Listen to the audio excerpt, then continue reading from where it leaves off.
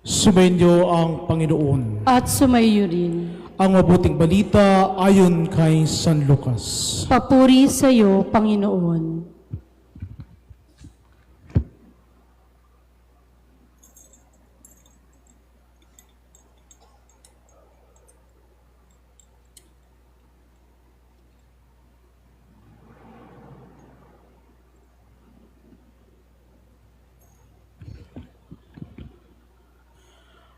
Habang papalapit si Jesus sa Jerusalem, nakita niya ang lungsod at iniyakan niya ito na sinasabi, kung alam mo lang sa araw na ito kung ano ang nagdudulot ng kapayapaan.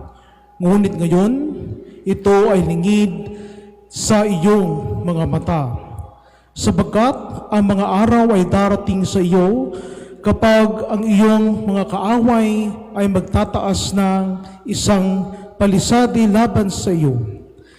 Papalibutan ka nila at lilimutin ka sa lahat ng panig.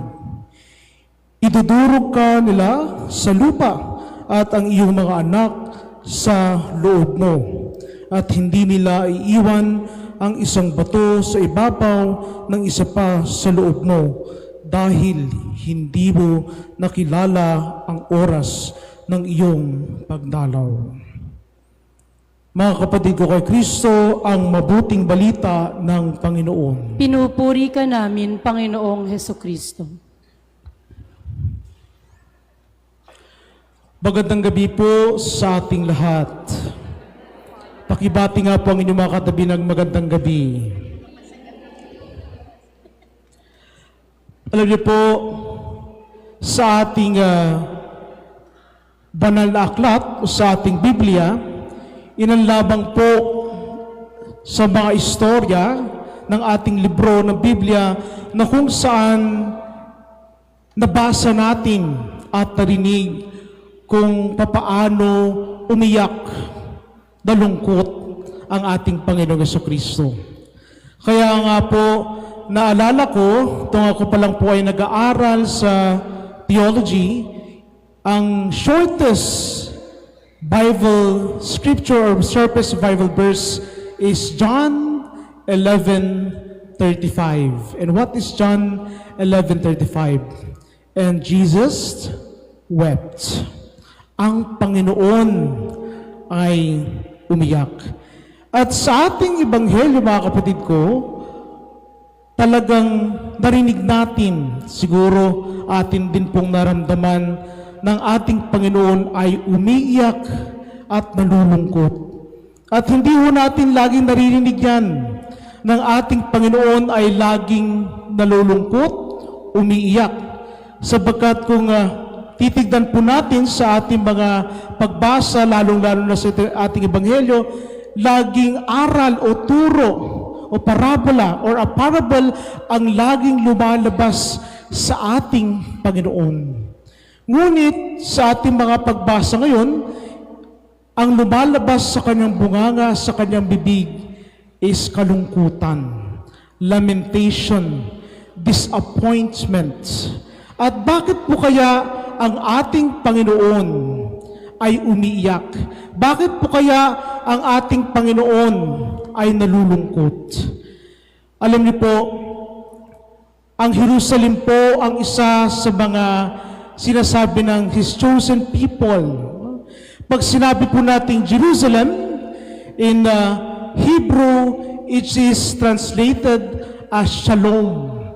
And when we translate the word shalom, it means peace or kapayapaan.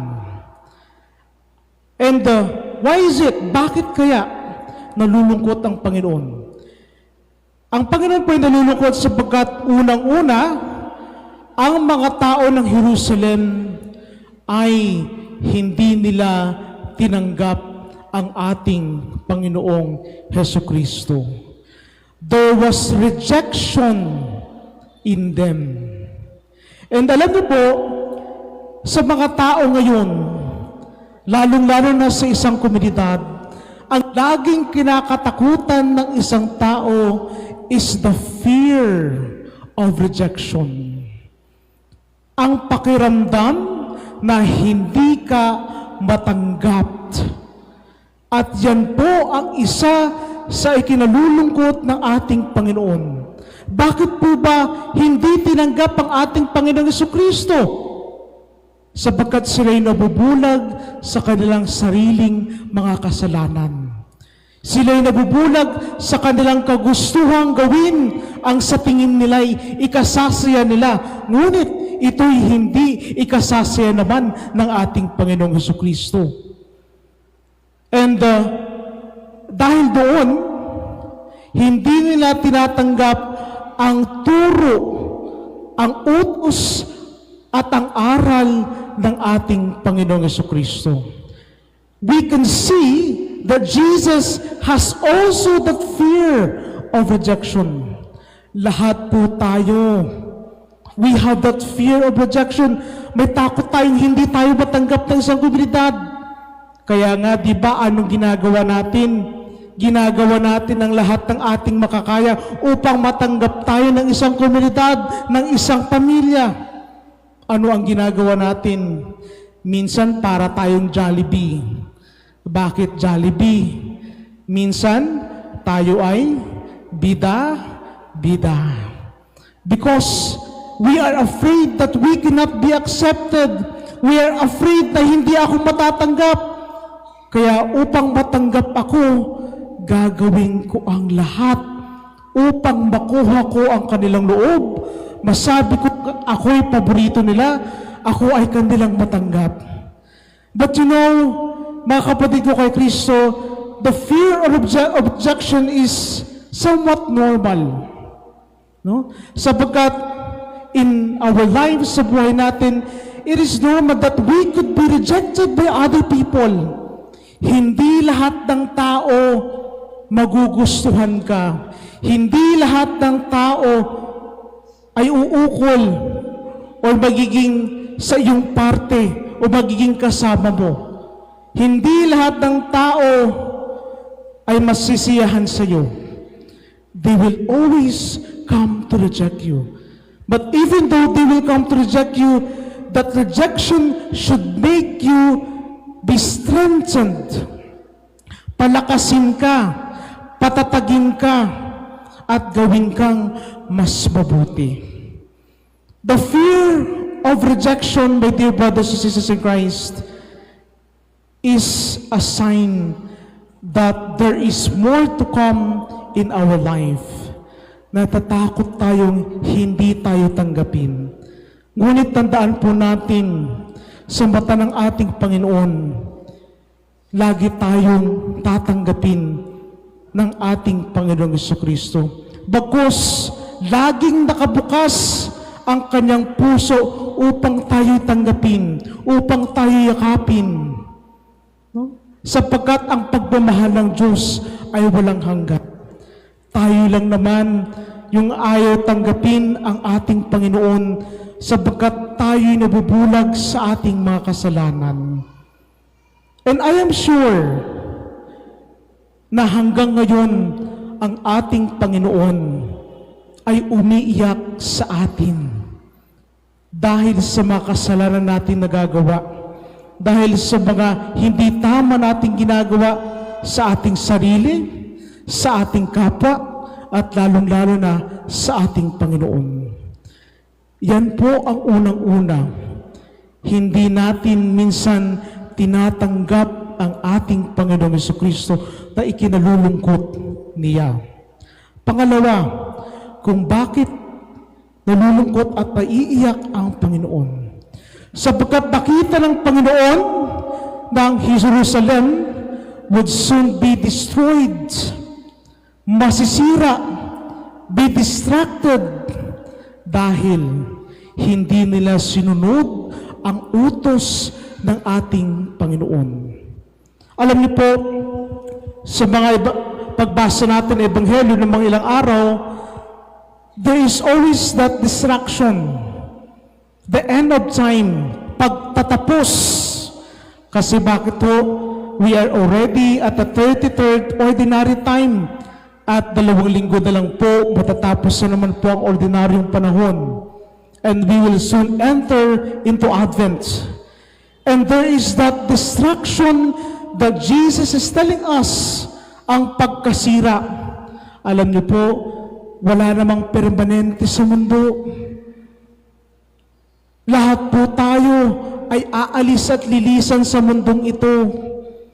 All of us are afraid that all of us will move out into this world, na aalis tayo sa mundong ito. Pero tandaan po natin na kahit merong distraction, merong pagsisira, nandyan ang Panginoon na laging naghihintay para sa atin. Nandyan ang ating Panginoon na nagbibigay ng pag-asa para sa atin. He is the hope that is actually waiting for us. Siya ang nagbibigay ng pag-asa na tayo'y muling mabubuhay na makasama niya sa kanyang kaharian. And that is why there might be distraction, meron pagsisira, but in the distraction, there is the newness, ang pagkabago ng buhay. And that is why, mga kapatid ko kay Kristo, sa kalungkutan ng ating Panginoon na He is rejected, that there will be distraction, connecting it to our feast that will come, no? Ang Medalla Milagrosa po. And what is the symbol of that medal? The symbol of that medal given to Saint Catherine is the symbol of love. A symbol of love na sinasabing ito ang dapat yung isuot. Sapagkat kung isusuot natin itong medalyang ito, hindi lang pagmamahal ang pwedeng maibigay sa inyo, bagkus kapayapaan din. Kapayapaan sa ating puso, kapayapaan sa ating pag-iisip, kapayapaan sa iyong kapaligiran. And the Blessed Virgin Mary is a symbol of peace. The Blessed Virgin Mary is a symbol of love. But then also, remember that the Blessed Virgin Mary is the beacon of mercy and hope, ng awa at ng pag-asa. Kaya kung tayo man po ay nalulungkot, tayo man po ay naiiyak, normal lang po yan. No? Alam niyo po, lagi nilang sinasabi sa akin, hindi ako iiyak sapagkat matapang ako, hindi ako malulungkot sapagkat malakas ako. No. A genuine love, a genuine care will make us cry, will make us feel sadness. Sapagkat sabi nga nila na ito ay totoo na kung ang nararamdaman natin ay sakit, kung tayo ay nasasaktan na. That is why ang sakit ng puso na nararamdaman ng ating Panginoon, ang luha na tumutulo sa ating Panginoon, it is a proof of genuine love. It is a proof of genuine care and compassion to us.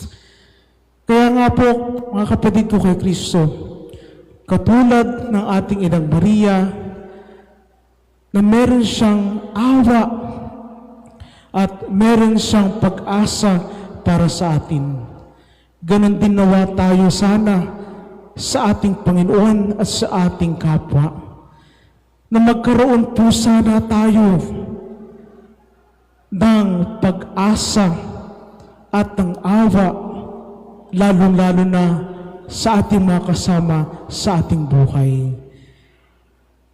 Let us learn how to cry with genuinity, with authenticity, a cry that will let other people feel that we have that love and care para sa kanila.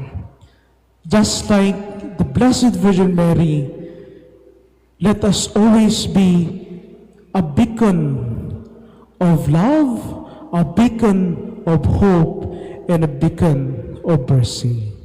Amen.